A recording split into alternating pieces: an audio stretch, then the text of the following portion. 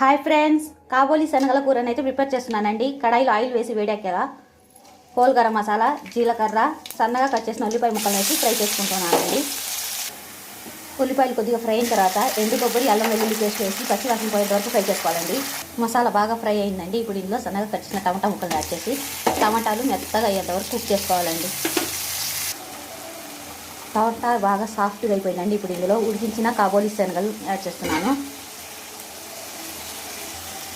ఇప్పుడు ఇందులో 2 టేబుల్ స్పూన్ల వరకు పెరుగుని యాడ్ చేస్తున్నానండి. ఇప్పుడు బాగా మిక్స్ చేసుకోవాలి మిశ్రమాన్ని. ఇప్పుడు ఇందులో కొద్దిగా పసుపు, రుచికి సరిపడినంత ఉప్పు, కారం, కట్ చేసి పెట్టుకున్న పచ్చిమిర్చి ముక్కలు, ఒక రమ్మ కరివేపాకుని యాడ్ చేసి బాగా మిక్స్ చేసుకోవాలండి.